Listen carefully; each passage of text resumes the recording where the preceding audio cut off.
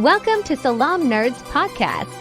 We do reviews and recaps of nerd culture, reality TV, and current events from this week.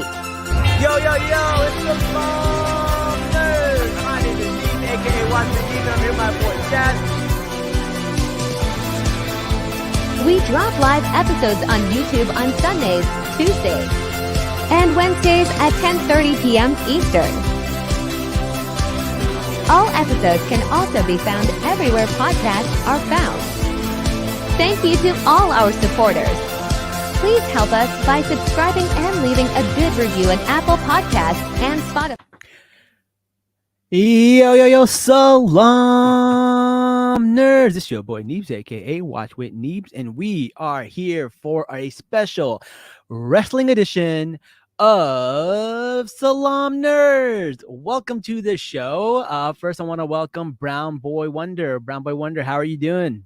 I'm doing good, man. I'm back at Salaam Wrestling. Let's go. At Salaam Wrestling, this is the thing. I can't believe that, like, just a few months ago, we've never done a wrestling episode ever, and now, like, 600 episodes in, we're like, this is like our third wrestling episode. So we're this is a thing now. This is what we do, and I blame Nuv. He is one of the main reasons, because I definitely have been on a podcast with you where you randomly bring up wrestling, and I'm just like, interesting, all right. And then you know, this whole Rock and Cody Rhodes things happen. Everything's gotten big. Vince McMahon's gone. You don't gotta have that guilt. And wrestling is cool again, and we've been watching it and we've been enjoying it, and now we're going to do what we do with all shows. We're going to recap, we're going to break down, we're going to give you Easter eggs, we're going to give you rumors, we're going to give you everything you want and more. So welcome to Salaam Wrestling. Let's go. I feel like I need a new intro. I want like a really cool intro now. Like, I like our intro, but like after you watch wrestling, the intros have such an effect on the thing. Like favorite, what's your favorite intro? Oh, like theme or like person's whole entrance? Let's do song and then entrance. Okay, song. Oh man, that's so difficult, especially if we're just talking current. But I really do like, I it's not my favorite because it's hard to pick one, but I do really love Carmelo Hayes. I don't know if you've seen any of him, but he's from NXT. But Carmelo Hayes' theme song is just like so perfect for him. And if not him, it's Ilya Dragunov. Freaking, it's just his like this symphony type music, and he's just like it's like those two. All of Imperium has this like really menacing, like I love it. Imperium, yeah, Gunther's another one. Imperium's really good. Yeah, what about you, man?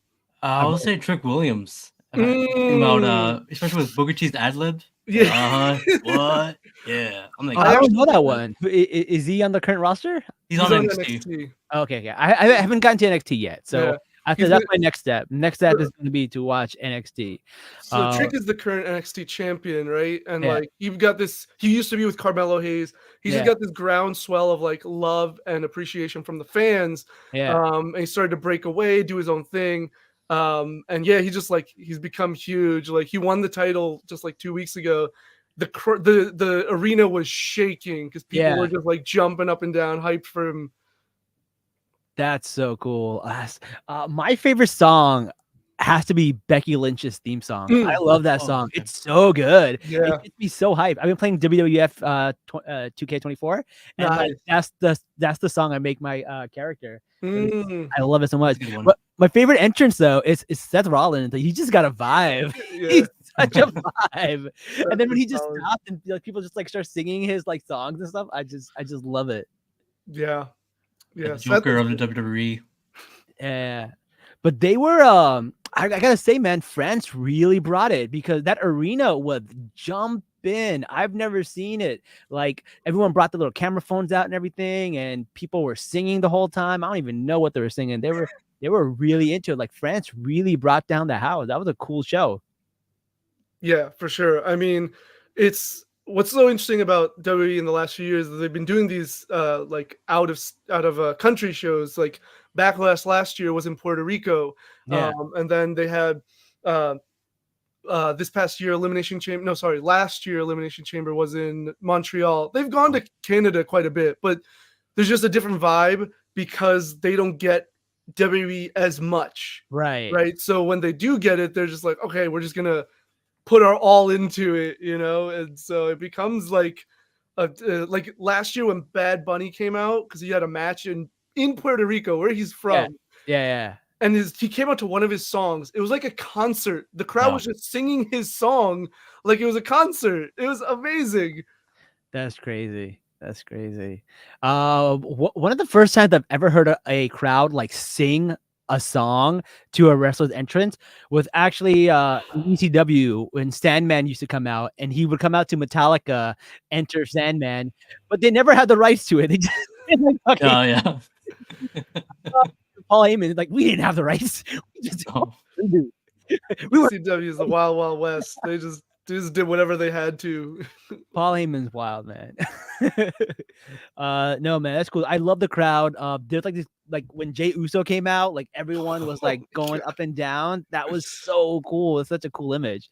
I've never seen that, so I thought that was really cool. And then what I really like is like they started off like at 100, like 0 to 100 with KO, Randy Orton, and the Bloodline, right? So we got Sequoia and what's the guy's name? Tama Tonga. Tonga. Tama Tonga. Yeah. Tama And Tonga. Solo Sikoa. And Solo Sikoa. All right. So we got these two guys, part of the Bloodline. A lot of stuff happening with the Bloodline storyline right now. Jimmy Uso got jumped. We haven't seen him. He's nowhere. Roman Reigns, no one's been in touch with the tribal chief, not even Paul Heyman. Paul Heyman talking to people on the phone, pretending like he was. So little sneaky sneak. He let that out. So I don't know. What do you guys think is going on with the Bloodline right now? Is Solo like, you know, taking over? Is he the new tribal chief? I mean, he is the next, because Solo's always been the henchman, the body of the Right. bloodline, but The now enforcer. the enforcer. Now he is taking the place of Roman Reigns as the tribal chief. So he thinks he has the responsibility to take over. But, you know, Paul Heyman doesn't agree. Roman probably doesn't agree. Yeah. And again, yeah, Bloodline Civil War. That's going to happen soon. Yeah. Someone said Backlash looked like they were with an earthquake the entire. There was one point where the camera was shaking because of the audience, and they posted online that like people's Apple Watches were going off. The decibels were so high. Yeah, over 100. That's crazy. That's wild. Yeah. Yeah, I think it's interesting because the Bloodline story has been going on since 2020, like officially, right? Yeah. Roman Reigns returned. He took when COVID first, you know, when it was at its like biggest height, he stayed away from wrestling for a bit because he has leukemia and he just didn't want to risk everything. But he came back in like the summer of 2020, and he came back, he won the title, and that's when he started to form the Bloodline. And first thing he did was try to get the Usos in line, and so him and Jay had this feud, right? And they had like a couple of matches, very dramatic, very story-driven matches that were awesome. And then since then, it's just like been the Roman Reigns Bloodline story. You get Sami Zayn, and then they break up, and then Jay leaves, and now it's the three of them, but now Roman loses. So now we're at this, like, it's interesting because there'll be waves, there'll be points where I'm like, I couldn't care much for the Bloodline.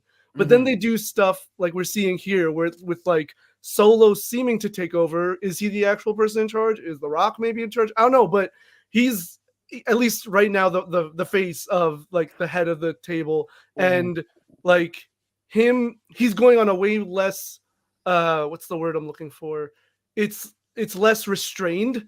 There's like Tama doesn't have a leash, he doesn't have a leash, like they're just causing all sorts of chaos. And I'm like, okay, it's a different iteration of the Bloodline than the way Roman ran it. So this is like what happens when Roman does, like they're really good at kind of setting these things up. And then, like you said, like Paul Heyman admitting that he hasn't been in contact with Roman. Like, it's just like little beats, little storytelling beats that ultimately do add to the whole story.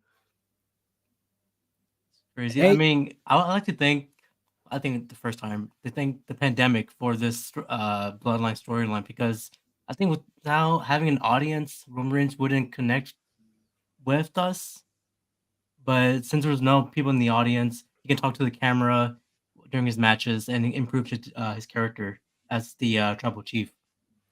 The thing that I find interesting, that you just mentioned, like we don't know if The Rock is still pulling strings, and I think that would be a great way to finally get that Rock versus what you call tribal chief Roman Reigns match, because now they have a reason to fight, whereas before it was kind of just like taking the spotlight from Cody and not doing anything with it. So I think there's a lot of potential there. That's really cool. So this Bloodline storyline looks really, really cool. And so here's the thing: Jey Uso, who from like clips that I've seen, he was part of the Bloodline, and Sami Zayn was part of this Bloodline, and then he didn't like Sami at first. And then just like a few weeks ago, when he goes outside, he sees Sami coming in for the first time into that arena with that cool entrance where he had to defend his title. That's really cool because it comes back like whole circle. The two guys who left the Bloodline are now like really cool with each other, and everyone else in the Bloodline is still there. So I like the way that they like look at the details and try to bring it back. Yeah, I mean, even like if you go a little further back, so when Jay left the Bloodline, he got transferred to Raw. He was on SmackDown with the rest of the. He got moved to Raw, and like so, Sammy immediately embraced him. Cody embraced him, but then people like Drew McIntyre didn't, and he was because Drew McIntyre had also challenged for the undisputed title, and because of the Bloodline had lost matches, so he still held this grudge, and that is what was the catalyst for his heel turn that he is now. Right? It was just this whole like. Jay, why is everybody so quick to forgive Jay? Do you not remember all the things he did? And it's like he's justified. He's right. Like, why this guy like screwed people over for like 3 years, but now because he stepped out, like, okay, we're all chill with him. But like Drew was kind of justified in that way, and he had like a slow turn of like he just wouldn't help the faces initially when they were getting beat down, and then eventually he turned on them and stuff. So it's just like there's a lot of subtlety and like small motions that they make within their stories that progress them to like get to an even better point. Drew McIntyre is a character that I really, really like. I didn't like him at first because I was like, I don't get the appeal. And then like it just him and CM Punk just going at it. It's yes, dude. Like you can feel the hatred between them two. It's so good. Yeah, it's I've seen people post the because of the beef with Kendrick. The Kendrick yeah, so it's like it's just Drew is I guess the Drake in this situation, or Drew is the Kendrick. I don't know which one he is, but I've just seen that whole stuff with the two of them and I love that like both of them are apparently injured right now. Yeah, but they're like still putting them on TV, still letting them interact. Their storyline's still compelling even without the fights. Yeah, still doing promos. Yeah. I mean, Punk just like calling Drew out and just being like, "You're not here. What a loser!" And I'm just like, this guy, Drew is gonna go off the deep end one day, and it's going to be amazing. He's so funny. Back to the Bloodline and KO and Randy Orton. That was a really good match. Like I feel like KO like. He's another person who like I didn't know about, and then I started watching him. Like I like the way he fights. It's the way he wrestles. It's really, really good. And obviously Randy Orton with the RKOs and stuff like that. You never know where they'll come from. Those are fun to watch. I thought it was a cool street fight. I like the fact that they changed the rules to the fight in the beginning of the fight because they couldn't control it. I thought that was pretty cool. What are your thoughts about that? Yeah, I added more drama with the no disqualification. My favorite part of the match is where not Solo. KO was holding Tama on the ropes with the fisherman hook. There's chairs in front. Bam! I think that was the best spot. Oh, that was so good. When I saw that, I was like, I can't believe that just happened. That was insane. And did you notice that there was a part where somebody falls off and they grab the apron, and in the apron you can see the person hiding inside the underneath the ring? Yeah, I didn't catch that, but yeah. So how did they do this? Because like, is this like part of the kayfabe, but like you're not supposed to talk about? But like, how did you get like Undertaker was down there for a whole ass match? Freaking like this guy who is Tama Tonga's brother, I believe. he was under that thing. How do they get them there without people knowing? There's no secret passageway. Do they bring like a craft service like thing and then they sneak underneath it? What I've seen, like they have a group of people coming to the ring with Yeah. hoods, Yeah. and they're trying to hide the wrestler underneath the ring and make it seem like no one was going around, going like nothing's like happening there, but they sneakily put the guy in there. That's what I've seen. I want to go to a match and I want to like get it on tape. I'm like, wrestling secrets revealed. I'm sure it's out there. I mean, I honestly wouldn't be surprised if there was like a access point underneath the ring, but Yeah, like when did he know when to come out? Yeah, that's right. Did he have a monitor with him?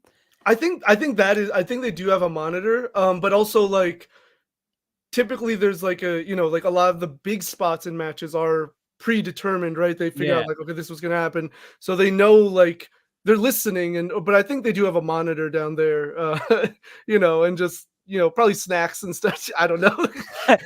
Undertaker down there eating Doritos, watching the match. He comes out, you just see all the like the powder on his. Oh man. Yeah. No, but to your thing about Kevin Owens, yeah, he's probably one of my favorite wrestlers right now because Kevin is like he's not a character in the he's like there's breaking kayfabe, but then there's actually like breaking the fourth wall. Like Kevin is just a different being because like he just functions like a real human being. Because there's so many times, especially in like last year or two, where like people do stuff like there's tropes in wrestling, right? And he'll call out these tropes. So like he's talking and stuff like that, and then someone's music hits, and then they come out to interrupt him, and he starts going this rant about like, you're not supposed to come out till I mention your name. Like, what are you doing? Like, he just starts ranting about like, because they're not following the trope of like, usually when someone's name gets mentioned, then they come out, right? But like this, he's just so he's just like a real person in a wrestling show. That's how I perceive him. And also just the way he fights feels very like he's in a fight, not a match, Yeah, I can see that. He reminds me of like a guy you meet at a bar in Boston, just like ready to rumble, like just brawl, right? So yeah, I also love his entrance. His theme song is pretty dope too. Big fan of his theme song. Yeah. But I thought that was a really cool match. I really enjoyed it.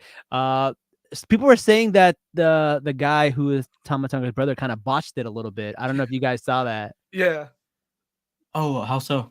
So he came out late, like with the refs to 3 count. There's a video from like I guess the other perspective, and you see that he didn't get up in time to grab the ref, so the ref had to like sell himself getting pulled out of the ring. So he's like 1, 2, and he just literally just goes like this and slips out of the ring, and like Tonga gets out like as he's falling. It was okay. But like from the angle they shot it, you couldn't really tell. You couldn't tell, yeah. So I've seen some TikToks about this guy, and he's kind of strange. Some of the videos I've seen of his, they're like very like, I don't know. He has this move where he just like slaps people very softly, and that's one of his moves. And I was like, I don't know if that would translate really well in WWE. I don't know if you guys have heard of him or seen any of his clips of like moves and stuff like that, but they were all over TikTok. No, I actually don't know anything about him. I only learned stuff about him since he debuted. Yeah. He was a wrestler. Yeah, he was in WWE like 10 years ago, but he was a different character. He was Camacho. He's like a Hispanic guy. He played Latino on a bicycle with another guy. Did he switch races? I guess so. Character-wise, his character. So like they made him play a Latino guy. I mean, Yokozuna was Japanese, so that's true. That's true. Yeah, Muhammad Hassan was Italian, so that's so crazy. Didn't I tell you about this? There was a wrestler named Muhammad Hassan, but the actor, the person playing him is Italian. So. Yeah, I remember that. Oh my god, that's crazy. That ended up in a the Bloodline one, right? Or no? Who won that match? Yeah, Bloodline won that, right? Yeah, Bloodline won that match. Yep. Which was interesting because they have another Samoan guy that they actually recently signed, named Jacob Fatu, who's the nephew of Rikishi. Yeah. So I thought he was gonna debut. I thought he was the one. People were saying they'd rather have him. Yeah, I haven't heard great things about Tonga Loa, I think his name is. Yeah. But I don't know. We'll see what happens. So all of these people are related, or are they siblings? Because like, They're related. okay, so who is related to? So Jay and Jimmy are twins, right? Yeah. Yeah. And Jimmy's older. Yeah, by a minute. by like Okay. a couple of minutes. I don't know. But Solo is also their brother. Is he Youngest younger brother. or older? He's the youngest. youngest. Younger, Oh, yeah. but he's bigger than them. Yeah. Okay. All right. So he's elder. And then these guys are their cousins. Yeah, so Tonga and the other one. so Tonga, he's the son of another wrestler named Haku. Haku, the Wild Samoans. Yes. Yeah, he's the nephew right? and adopted son. How are you the nephew and okay? Dude, their bloodline is very confusing. I'll be honest, but they were adopted by their aunt and Tonga. Yeah, so I don't know what their relation to the bloodline is. That's the only thing I have to see. We need The Rock's presentation. Yeah, I know. We really needed The Rock's PowerPoint. Cody shouldn't have interrupted. That was very educational for us. Cody's got like 3 people. Come on, man. Relax. Oh my god. But yeah, but they're all like Polynesian Samoan, so sometimes they just go like, "Oh, that's why they're related," you know? Yeah, exactly. And like Rikishi is the father of all 3 of these Usos. Yes. Yeah. And then you said he has a nephew too? Yeah. Jacob Fatu, yeah. Fatu. Man, okay. So yeah, it's growing, man. It's a growing family. It's a big family. It's gonna be like but the Samoans have always been a big part of wrestling. Like the Polynesian wrestling league, which was, started by Rock's like grandfather, like Chief Maivia, has been around since like forever, right? Though it's not Tonga Toa, sorry, not Tonga Loa. Anyway. Oh, okay, got it. I was making a correction to myself. Yeah. So there's no real like, surprise that there's so many Samoans. Plus they're so big, bro. Yeah. It's like NFL wrestling.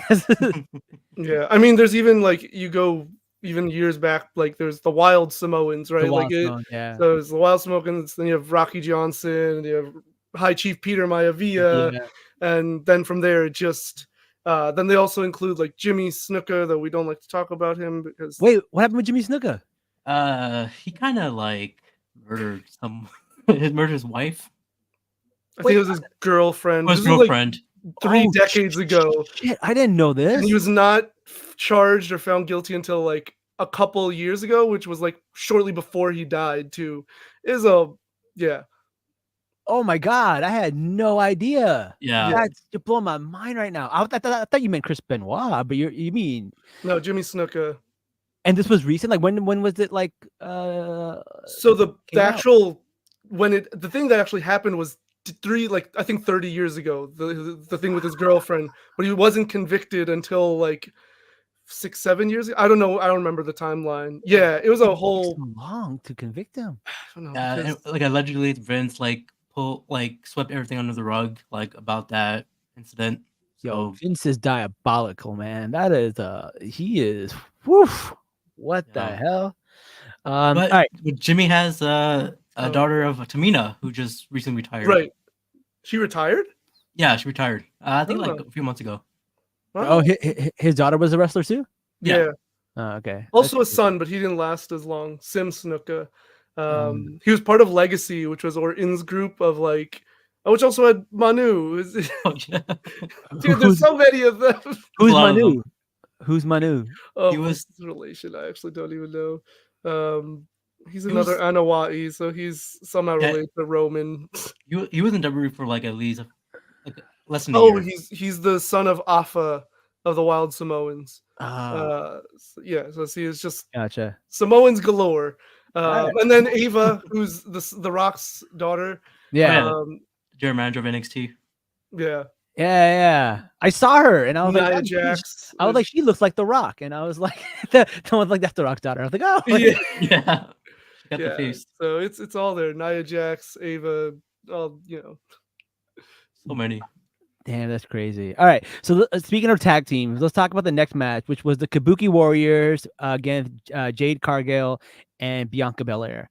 Mm. This was a surprisingly good match. Like I didn't know it was going to be that good. I really like the elements of like high flyers with the Kabuki Warriors, the strength and power of like Jade and Bianca, and like it matched really well. It was such good synergy because you could see them throwing them around and picking them up, but then they're also like high flyers doing all these amazing moves. I really, really enjoyed this match. Yeah, I enjoyed it too. People think it was maybe people think like Jade is too. Her getting the title is too soon, but I think Yeah, I think it's the right time to get it because look at her. She's like, it's a tag title. yeah, It's Yeah. fine. But also, someone said like there were a lot of botches in it, and I think they mostly came from Jade. If I recall correctly, there were a few botches that she had. Then like she's still new, I guess. So he's figuring Yeah. out the road, but she's not a veteran like some of these other people. Yeah, there is, and I still definitely enjoyed the match. I think Asuka and Kyrie have been terribly like underutilized because they're two really talented wrestlers. Mhm. Like Asuka especially, she's been around for like a decade now at this point in WWE, and like they just have not used her to her real potential. I feel, and same with Kyrie, who just made a return only in like the last year or so. I'm still like, okay, let her. They just using her as they need, but Yeah. I understood that this was going to be a showcase match for Jade, which is fine, right? Like that's what you need to do. You need to build certain people up. I think teaming her with Bianca is like the best way to like help her improve, though, because Yeah. Bianca, first of all, she became so good so quickly, and Bianca is on another level. And if people don't like Bianca, like say what you want about like maybe you don't like the character or whatever, but like you cannot deny her in-ring ability. So I think pairing Jade with her, especially because they both are like similar in physique too, Yeah. like they're both strength people. Right. Like I think it's the perfect kind of pairing to really get Jade hopefully to the next level. Yeah. Like even her doing a springboard crossbody, I was like, oh shoot. So not only she's strong, she can fly a bit. Like this is what can't she do? Dude, when she had one of the girls on her neck and she like picked her up and switched her around and turned her, yeah. I was like, that is so much strength. That's Insane ending. That insane. ending was insane. Like just that's what I'm saying. Like, yeah, like she botched quite a bit, and like there was whatever, there was like some weird like mishap in the middle. But like as long as you get those moments and you execute them well, Yeah. like that's good for the starting point, right? Like Right. we're not putting her in the main event singles position yet, so you don't have to worry about that, you know? Yeah. No, that's really, really good. Well, speaking of the women's division, probably my favorite female character I think it's Tiffany Stratton. Oh Like, I gosh. think, Yeah. dude, Take Not your you time. too. dude, she is a superstar. Like she's athletic, she's good on the mic, she has personality, Yeah. she's a gymnast. I was like, what can't this person do? Like, and she's got like this big build too, where it's not like some of these like small girls. And I'm just like, she's gonna be the face of the company one day. Like, she's gonna be huge. I feel like Charlotte Flair, Jade, Tiffany. Yeah. I feel like all of them will like. I want just Charlotte, but like Tiffany and Jade will carry the division. I guess coming up.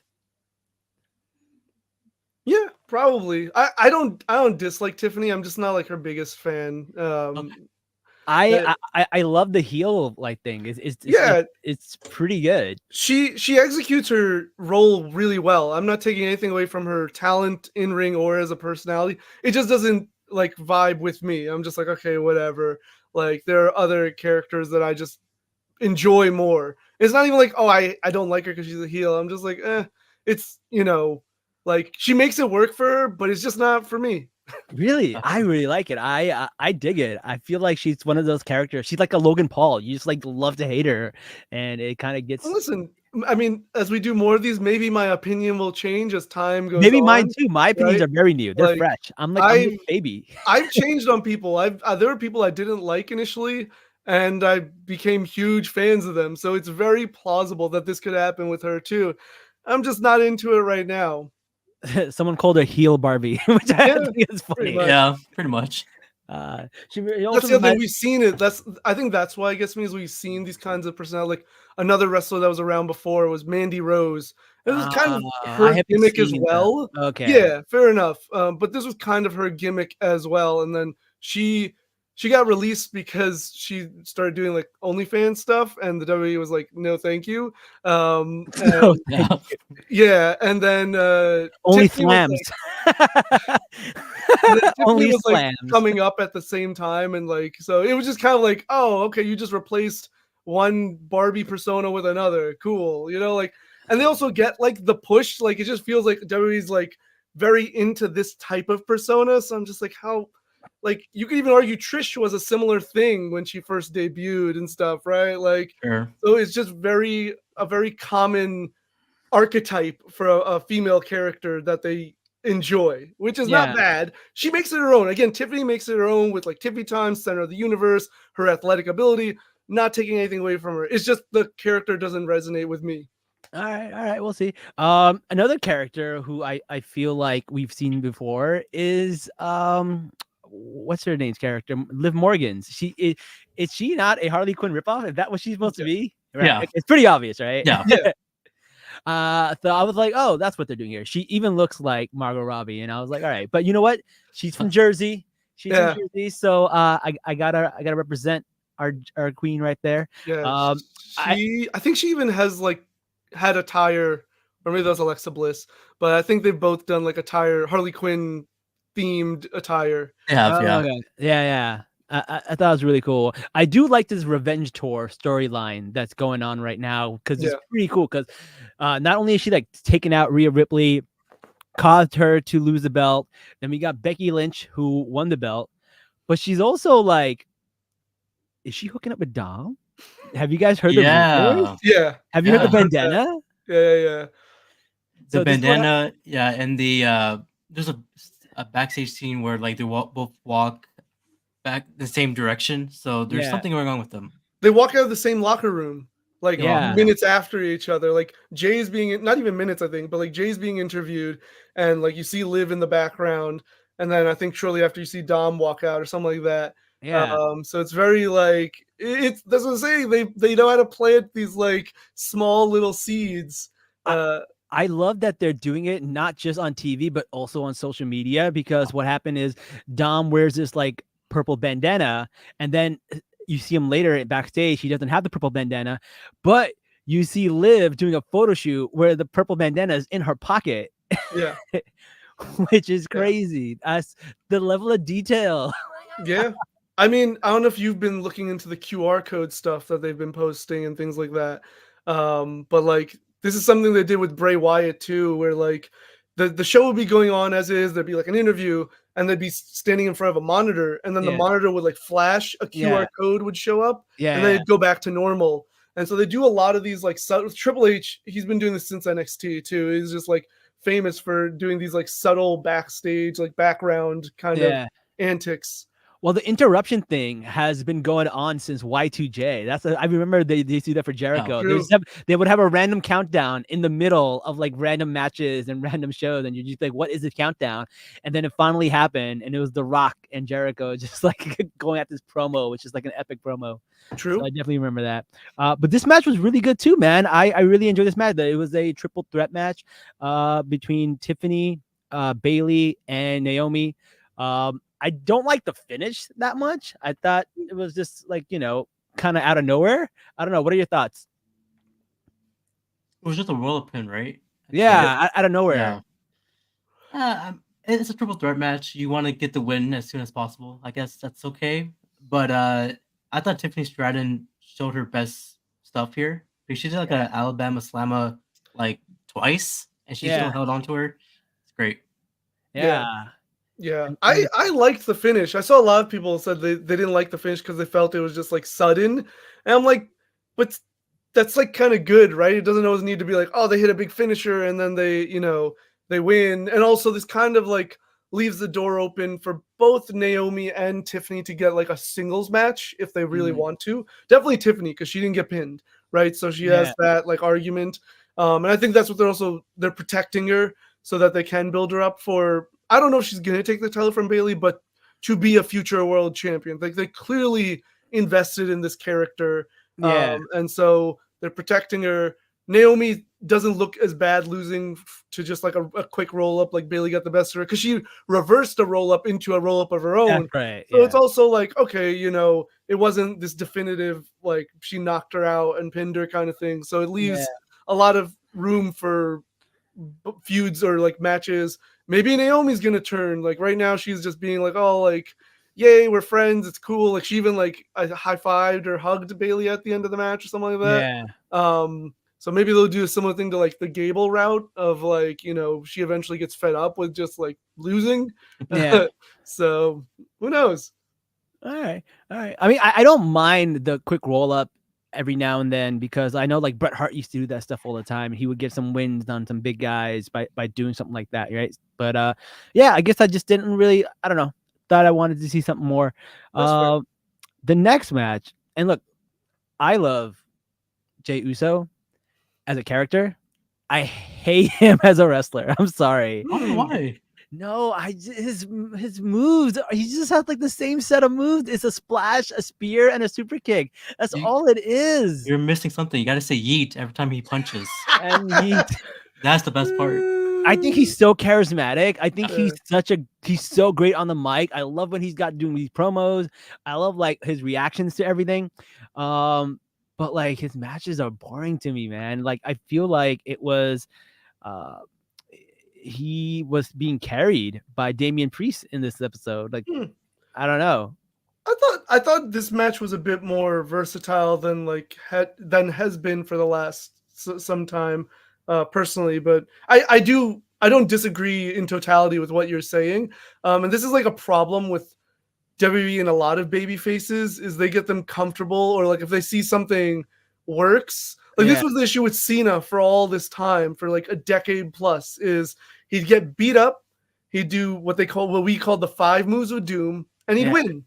And it was just like, do you not have more moves? Do you not care to do more moves? Even Roman wasn't doing much in these like 3 years of and I'll get to it a bit more when we get to the main event, because there's like a stark difference between this match with Cody and AJ and like a Roman main event title match. There's a huge difference, right? But like Roman really didn't do much. He would beat the guy down, hit spear, Superman punch, guillotine, drive by. Like that was it. That's all he did. And like it's sometimes they just get into this pattern, WWE, I think, where they're just like, okay, you're just gonna do, you know, like similar with Daniel Bryan. Like once the yes chant got over, he just would do kicks and he'd do the drop kicks in the corner, like just so that people could keep saying yes. Like it was just, that's all he did. Just like, it becomes tedious. You get addicted to the pop. I get that. I don't know. I guess because I'm late in the game, I don't have the same, you know, connection to some of these moves and stuff like that. But I don't know. I think Damian Priest, though, I think he's great, man. He is great. And the fact that he knows about the bisexual Undertaker nickname is so funny to me. Yeah. Damian's, he's super talented. He's been around like in wrestling for a while. So I've seen a before and after picture. He was like fat, and then he got like ripped, and I was like, whoa, what a difference that was. He looked like a different person. Yeah. That's insane. I did love this thing where he's kind of like trying to do everything on his own and not using like, you know, Finn Balor and JD McDonough as like, you know, these cheat tools and stuff like that. Is that a sense of maybe like a face turn? Is he going face? That's what it looks like. I mean, he's pushing them off like, hey man, I want to do the right way, but they keep being on Jay. But yeah, it's a clear sign that he's going to be a babyface. Yeah, because he won the belt with the cash, cashing in the Money in the Bank. So obviously there is the stigma that like, hey, you didn't really earn this title shot. And then he hasn't really defended a title match without interference. So is he worthy of the championship, right? So that's got to be something that's going through his head. But there is definitely some divisions happening in his little faction. I just like that we're not treating him as like a transitional champion. That's what a lot of people were thinking. Like, oh, he's gonna drop to either Jay or someone else. But I'm glad he's keeping the title. Yeah, I hope he keeps it until Clash in Castle. Scotland. Yeah, Yeah. Clash in Castle, and then I could see Drew picking it up there in his hometown. Yeah. I mean, and yeah, I agree that I think it's pretty clear they're heading towards a face turn. I think part of it is Seth is, on hiatus right now, so that's a huge face to no longer be part of, like, on TV Yeah, for, the foreseeable future. Punk is also there, but he's injured, so, like, there's like a lot of the bigger names. Rhea, who technically is a heel, but she's pretty much a face at this point. She's also off TV. do we know what if the injury is kayfabe or is it like just her needing time off? I think it's a real injury. Oh, really? So when Lynn hit her with the chair, that was real. Maybe I don't actually know what the injury is. Like, I didn't look into it. But yeah, they usually don't like keep people off TV unless the kayfabe is like first. Like, I don't see a story purpose for her being like, she wouldn't have relinquished the title. I mean, if it was a kayfabe injury, but she gave up the title. What people are saying on TikTok is that she's either getting married or she might be having a kid or something like that, and they're using that as an excuse. That's what my algorithm is telling me. I don't know. Maybe, I don't know. I don't know their personal lives, I don't either. So she is engaged, but yeah, to another wrestler, right? In a different thing. Yeah. He used to be in WWE, but he's in AEW now. Yeah, Buddy Murphy. Speaking of like AEW, have you guys heard about this John Hendry thing? Oh, that's in TNA. TNA, yeah. Yo, what is that? It's all over my feed. It's so funny. Say his name and he'll appear. Yeah, I believe in John Hendry. It's such a funny song. Yeah. I don't know much because I don't watch TNA, but like I've similarly gotten Joe Hendry clips and stuff like that. So I was like, okay, you know what? It was charting. It was like it beat like Miley Cyrus. It beat like a few other people. That's so crazy. Yeah. It beat Post Malone. Oh my god, that's so funny. I was cracking up. Is TNA the same thing Mustafa Ali is on, or is he in a different one? Yeah, he's in TNA. Oh, yeah. I gotta watch that. I gotta figure out what channel it's on. I'm gonna start watching that. I have no idea. Yeah. It's like TBS or something like that. I don't know. No, I think it's on a smaller broadcast. Like, is it still on Twitch? I have zero idea. I don't follow TNA at all. I just occasionally get clips, or like, because I follow Mustafa, I see some of stuff he posts, but I have no idea what goes on TNA. That's so funny. All right, what do you guys think of the Uso and the Damian Priest match overall? Great match. Yeah, I thought it was a pretty solid match. I thought it was really good. I think it was a really good showcase for Damian, especially. The one gripe I have is that Jay kicked out of his finisher. I didn't feel like you needed to do that. Like, just don't have him hit his finisher if it's gonna kick out. Like, just, I didn't need him to kick out of the South of Heaven. I don't know. I feel like finishers should be a bit more protected. And this wasn't like a huge match with a lot of like stakes to it, where it's like, okay, it warrants like a finisher kick out. Yeah. And you'll even see in the next match that we talk about, there's only one finisher that is done in the entire match, and it's not kicked out of, so it's just like, I don't know why they changed. Like, it's just a personal preference of like kind of keeping finishers protected as like finishers. So, for his first defense, I was just like, I feel like it should be a very strong, clear, like, even if you could just had the Judgment Day without Damian knowing, distracts Jay, he gets caught with the South of Heaven, and it's over. You could have just done that, and that would have been fine to me. But South of Heaven is the choke slam. Yeah, his choke slam. Yeah. Okay, I thought the Razor's Edge was his finisher. I think that's his like signature.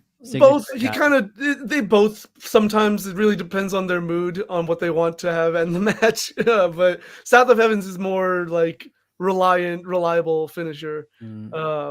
He's by finisher. All right. Next we have the main event. Oh, actually no, before we do that, what do you think about like the Dunham and beating up Uso and him going, no, don't beat him up afterwards? That's also I- gives me indication of like a face turn. Right. That's what I think. I don't know what WWE is cooking, but we'll see if we see a Damian Priest face turn. All right. Yeah. No, I think it's definitely setting up for it. I think like that was the biggest indicator to me. Like even his first, I think, appearance after he won the title, I think he even said something about like, I want to do this. I want to prove it, whatever he said. But this was like him grabbing Finn, especially. I was just like, okay, they're definitely leaning towards this face turn because like they're just setting it up, and I assume Finn is going to turn on him. That's my prediction.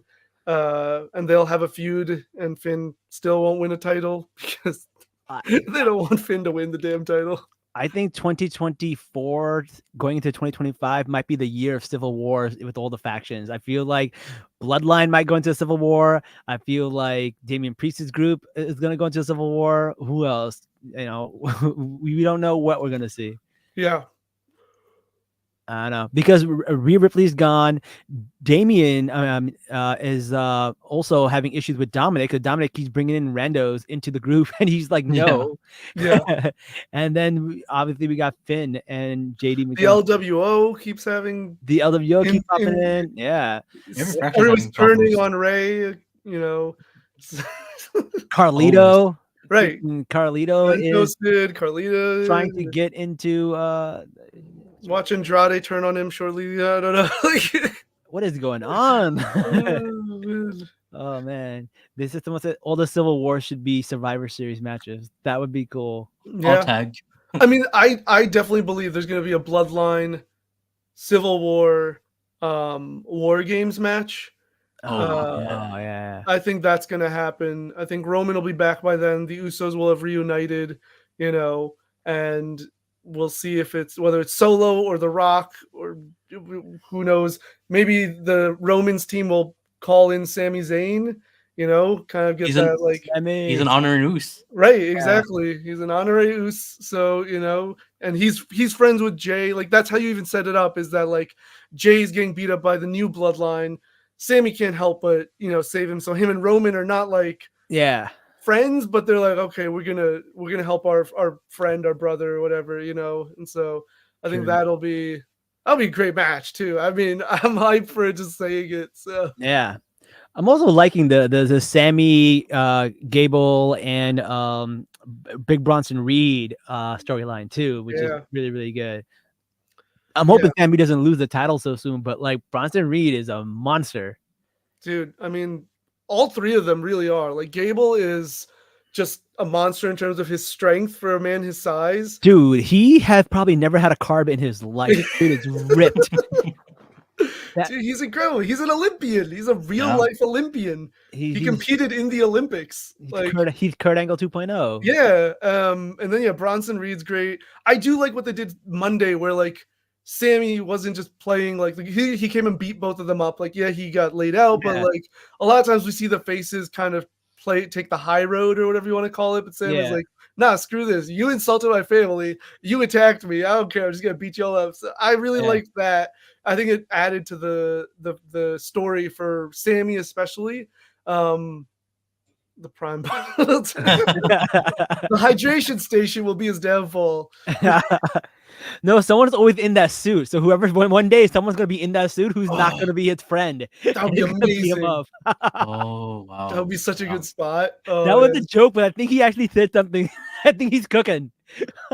That's so funny. That would be great. Like, could you imagine? It's like I would love if Orton was in there. It would be hilarious if Orton was in there. Or KO. Yeah.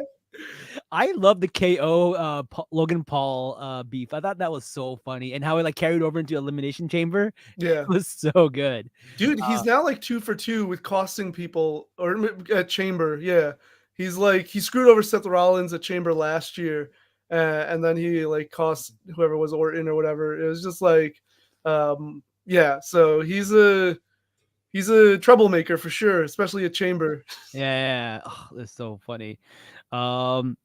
And then we got the main event, Cody Rhodes versus the phenomenal one, AJ Styles. The crowd was insane for this match. I don't know what they were singing, but they were singing something like the whole time, which was really cool. This was a really cool match to watch.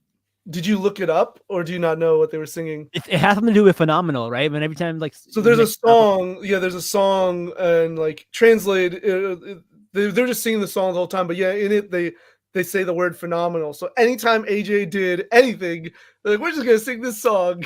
That's so funny. Yeah, so This is what happens when you combine soccer hooligan fans with like wrestling fans. Yeah, Perfect match. I know. Yeah.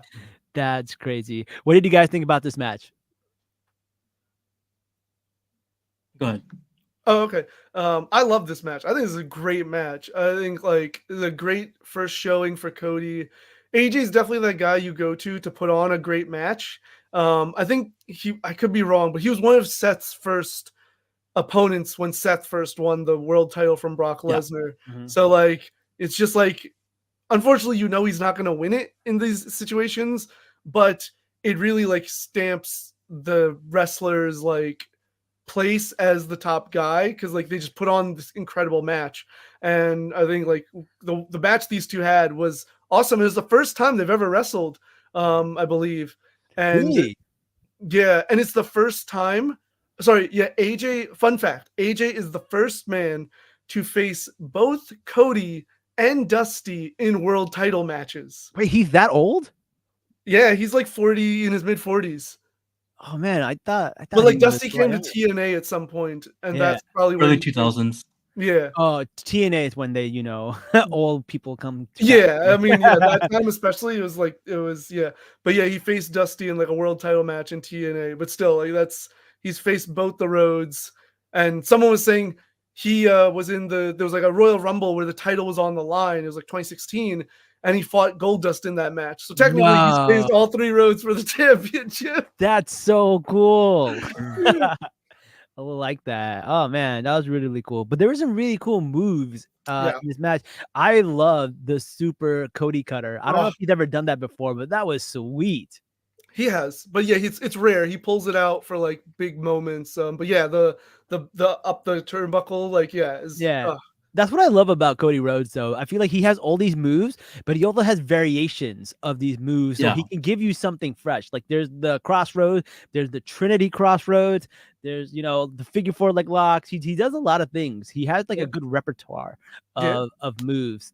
But like I haven't been super invested into his story. I think someone in the comments said something similar.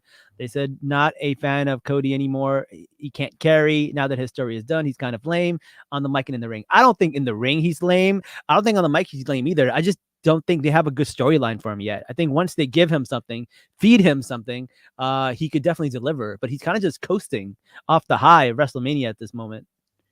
Yeah, I feel like this match was great, but they had less to talk about the story. They had like a week of like program just to like have a face off, but they added more story. Like for example, Dusty Rhodes, if they brought that up, like hey, I face your dad.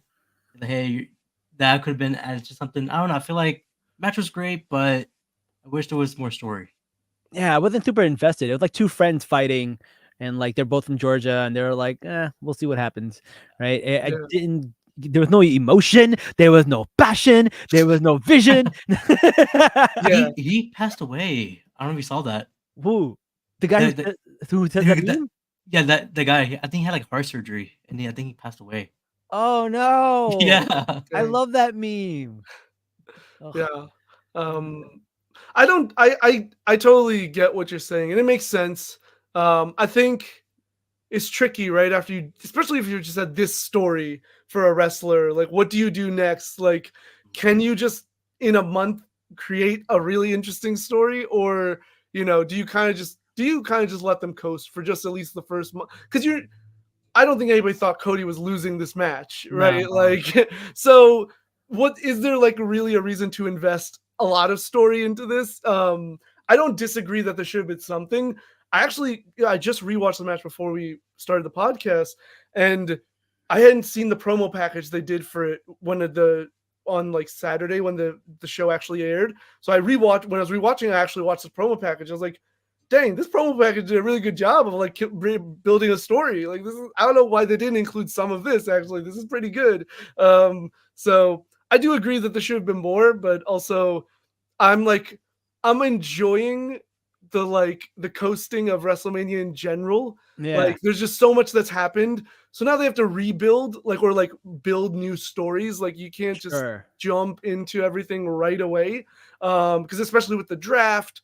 So now like people are elsewhere. So I think that was the other thing, is since they knew that they had the draft coming, it's like, well, we have to, position things differently and stuff like that. So I don't know. Triple H has done a good job of the slow build for a lot of things. Sure. So hopefully there's going to be some like more emotional story coming.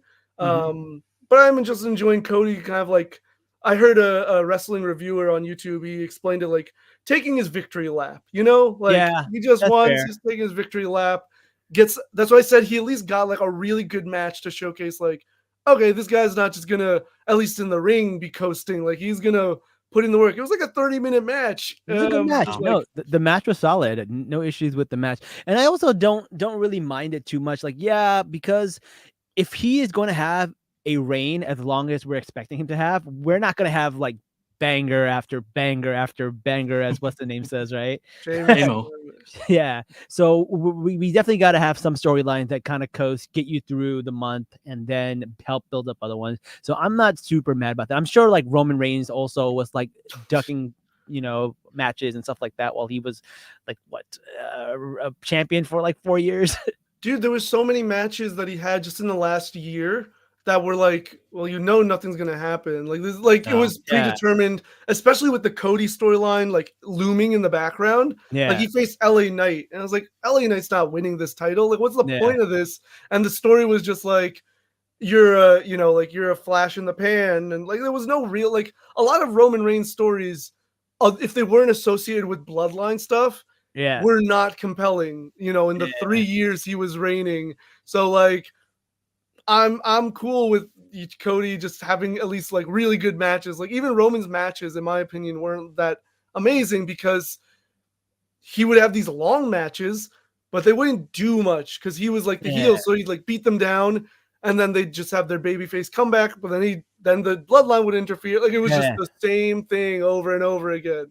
So Cody does the babyface comeback pretty strongly. It's the little Hulkamania action going sometimes. He hulks up, man. He's the modern day Hulk Hogan in that 80s aspect. But he's got the American flag, and eat your vitamins, say your prayers. Like that's the guy. He's just the modern day Hulk Hogan. But I mean, minus the racism. Yeah. No, Cody's actually the biggest champion of racial equity. Wait, what does this mean? I've seen this everywhere. Like he was a part of MLK. He was part of all of that. Wait, no, I've seen this, but I'm too afraid to ask because I don't know if it's like racist. But like, why are black people claiming him? Like, is he like what is this? I want to know the joke. I don't know the joke, or I don't know the inside. What it is? Anyone know? Okay, you want to explain it? Without getting us canceled? I mean, I want to say that, I mean, he's married to Brandy Rhodes, who's also black. Yeah. But I thought I don't know the background sense, but I love, like, oh yeah, he is a part of the black community. That's so funny. So I don't remember the full context, but like, there's a promo he cut. I guess he like addressed racism and kind of like was saying because like he's dating, like he's married to a black woman. Yeah. Like it basically came off like he was saying like I've really like helped end racism or something. So like people. Yeah, it was poor. Ever since then, this was an AEW. So ever since then, people have been making the joke that like, oh yeah, it's all because of Cody. Racism is over. It's just like replacing Malcolm X with him in like photos. Oh my god! Yeah, it's funny. Oh my god! It's so funny.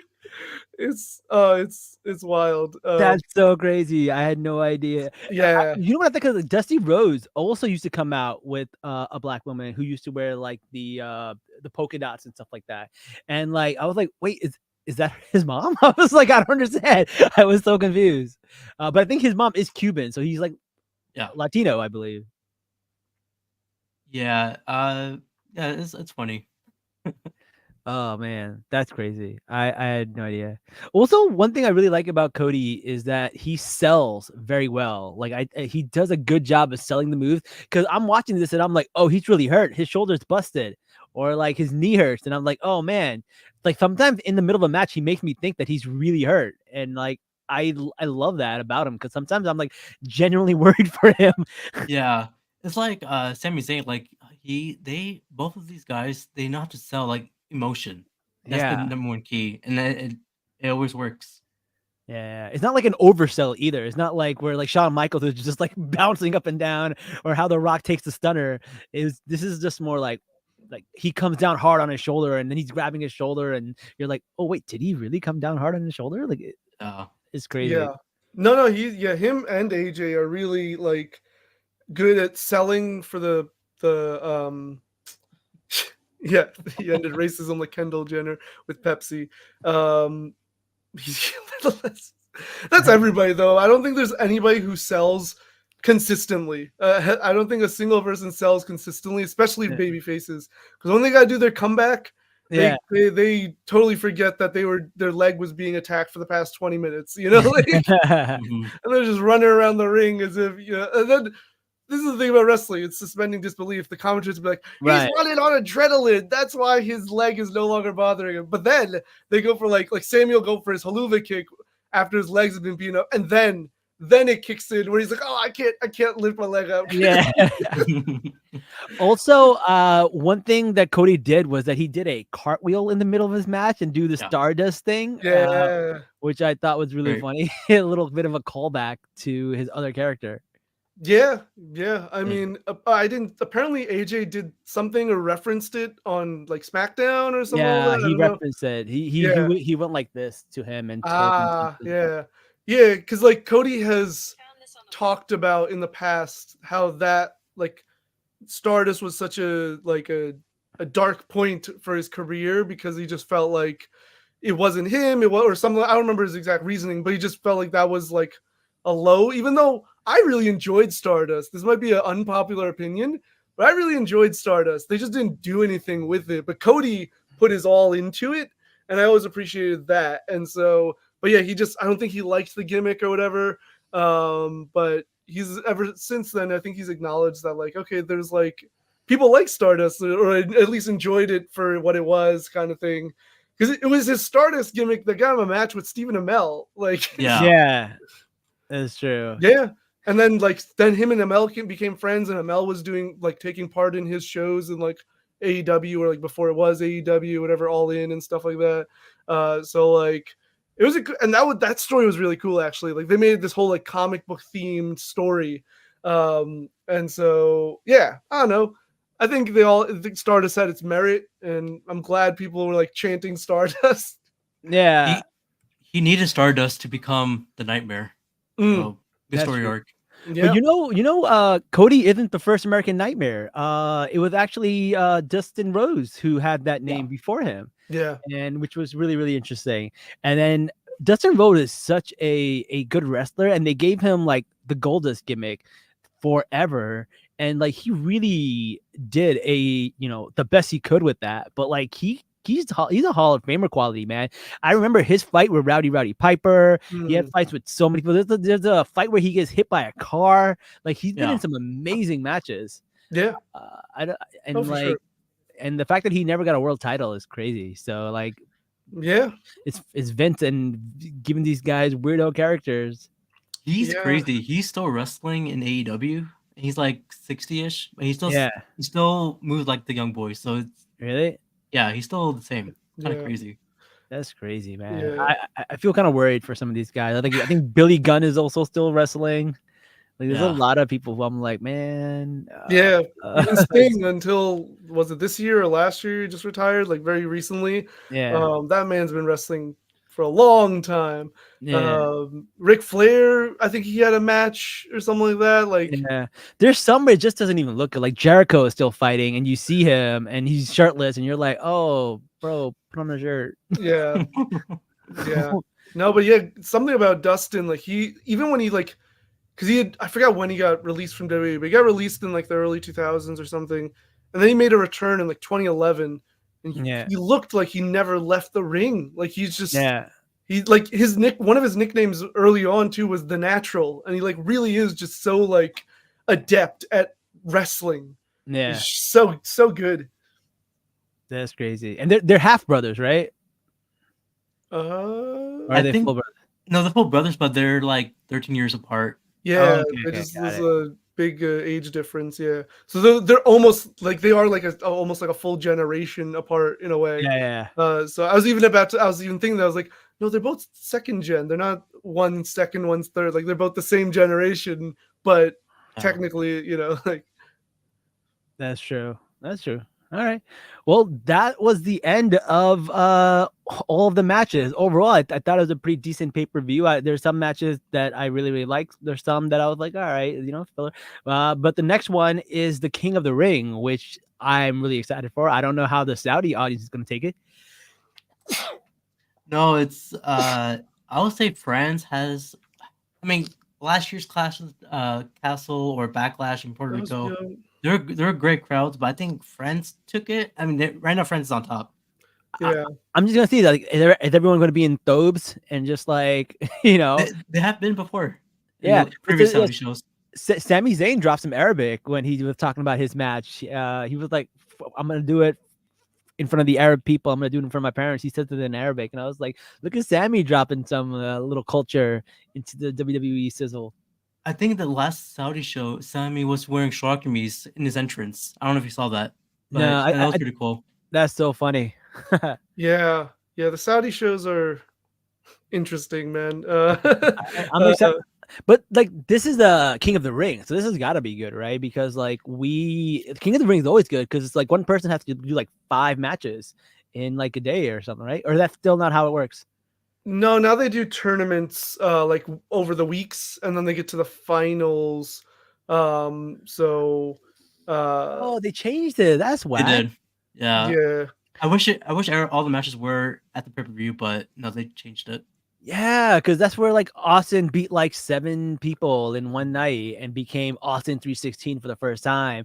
That's Yeah. where Owen Hart beat Bret Hart and became like the King of Hearts and all that stuff. So yeah. The other thing is like King of the Ring has been an on again, off again type of situation. Oh, interesting. Like for many years it wasn't, and then they brought it back in like 2008. William Regal won it. Then they had for like a couple more years. Then they stopped doing it again, and then like in the last few years they've started doing it again. So it's been like on and off here and there, and so I don't know. It doesn't get like the emphasis it used to, and it doesn't get like the real focus I feel it should. And as of right now, there is no like nothing comes from winning it. So that's the other thing. Like there's no like, oh, you win and you get a title shot, or you win and you know, whatever. Well, it used to mean something because it would change your entire personality and character. Because like when Macho Man won it, he became Macho King, right? When Owen Hart won it, he became the King of Hearts. When Booker T won it, he became King Booker. So it became like this like extra persona that you get to like portray, and not everyone gets this persona. Gets this thing. They do. The last guy who won it was Xavier Woods, and he became King Woods. So they still have that persona, but there's nothing gaining off of that. Yeah. I mean, we'll see what happens now with Hunter like in control, because like the last few times people have won, they haven't really done anything with it. And like Woods like dropped that like element after a few weeks. I think like Roman like stomped on his crown, and then he just like never really mentioned being king again. Yeah. Zelina was carrying a fake British accent for a while. Oh yeah, Queen Zelina. So she won like they did the Queen's crown. Now they're just calling it Queen of the Ring, which is cool. But yeah, she was like doing like a British accent for quite a while, similar to like what Booker was trying to do or was doing. Sheamus has won it, and like it has varying levels of like success. Yeah. For the commenter's question, the women do wear like full body suits when they way. Yeah. They do. Yeah. No way! I didn't know that. That's so interesting. Yeah. The women. Do they ever like protest it and say they don't? Do some like opt out? Yeah. None that I I've don't think heard so. of. I mean, they shouldn't. I mean, I don't understand why they would, but like, it's just you never know. Yeah. No, But yeah, they that's did interesting. like you can easily look it up. If you look up any of the Saudi shows, you'll see like women are all in like full body suits basically. They had like Elimination Chamber there once. They had I Yeah. think Natalia was the first woman along with this other woman, Lacey Evans, to like wrestle in Saudi. Yeah, that was the first So it one. was like a really big deal. But yeah, so yeah. Very interesting. Okay, cool. I didn't know that. Looking Yeah, but forward the to that. Saudi shows are complicated in the sense of like so I don't know I think was it the first show the first Saudi show where that it was literally around the time or like it was about to happen but like that journalist was Yeah. assassinated. Yeah. Yeah, so it was a huge controversy because of that. They still went through with the show. But like guys like Sammy and Kevin actually like opted to not wrestle. Daniel Bryan at one point Oh, opted to wow. not wrestle, and stuff like that. So that was also a big deal when like they decided to actually go to the Saudi shows. I don't Yeah. know how all this works and how it plays out, but like it's controversial for sure. Saudi is very controversial, and like the only reason people don't speak up more about them because we don't want to get banned from Mecca. we need to do that pilgrimage. They got us by the balls. Yeah, we kind of Oh do. man, that's so wild. But once I finish my Hajj, What'd you do, Hutch? I'm gonna go off on them. You're gonna I'm gonna- go, and then the next episode is just gonna be like a 3-hour rant. I'm gonna come back with no sins, and I'm just gonna talk trash about the government. Yeah, Just it's, kidding, just kidding. I would never do that until I do. but it's also like I think I was saying maybe before the show, but like the shows themselves are also like to me they feel like glorified house shows, where like things for the most part don't really. I think that's been changing in the last few years, but things don't usually have consequence and story purpose. And but there have been title changes. I don't know. It just feels very weird. It feels like a weird show to me. The few times I've like tuned in, which I never usually do on like the time it's airing. Sometimes I'll like go back and watch clips, but it's strange. Oh, that's the other thing I wanted to mention. Like the timing screwed me up because like I went to watch it and it like the whole thing already aired, and I was like, huh? Yeah. Yeah, you have to watch it on. I think it was like if you're in Texas, it's like 12 p.m. Yeah. So, yeah. They air it local time 8 p or 7 or 8 p.m. So it's like wherever they are, it's Yeah. 8 for them, right? So you have to find out what the time difference is. Yeah, when they're in Elimination Chamber, in Australia, we have to be 5 up at a.m. 5 a.m., 4 a.m. And I was up. Yeah. Yeah. Damn. Elimination Chamber that happened this year was in Australia, so it was like Oh yeah. 5 a.m. for us. I really like that match though. Those are fun. Yeah. Yeah. Even when you play it in the video game, it's one of the most fun Yeah. matches in the game. I like it. Yeah, Chambers are great. Yeah, Chambers are at one of the I think especially in like I think it's the last really like innovative match that's come about. Yeah. Well, there's the Iron Survivor, which I really like, which is an NXT staple right now. But like other than that, I think Chambers like the last really like new match concept for WWE at least. We now know how it feels to be like a European who Right. watch wrestling, Yeah. or Yeah. someone who's not in the United States. Like, okay, now we now know you've.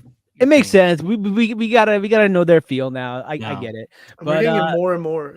yeah, we're gonna get more and more. But look, thank you guys for joining, man. This was really fun. Love talking wrestling with you guys. Right now, what we're doing is we're only talking about wrestlings after every live event or pay-per-view event. But if you guys like it, if you guys like more, we can make this a weekly thing. So let us know. Give us a review, give us a subscription, whatever they do these days. Like, comment, share, all of that good stuff. Nuv, where can people find you? Instagram, TikTok for as long as that lasts, and YouTube. Well, so on TikTok and Instagram, it's Nuv the Poet. On YouTube, it's Nuv. But if you search Nuv the Poet, my stuff will come up on YouTube. So Cool. Brown Boy Wonder, what about you? Yeah, I have a podcast called Brown Boy Wonder Podcast. It's on Spotify, Apple Podcasts, where all the podcasts are. I just talk about movies, shows, pretty much anything. And I have an Instagram, the same thing, and Twitter. You can just find me there. Cool. All right, guys. Well, thank you for joining us. And until next time, guys, Salaam nerds. Wrestling. Salaam wrestling.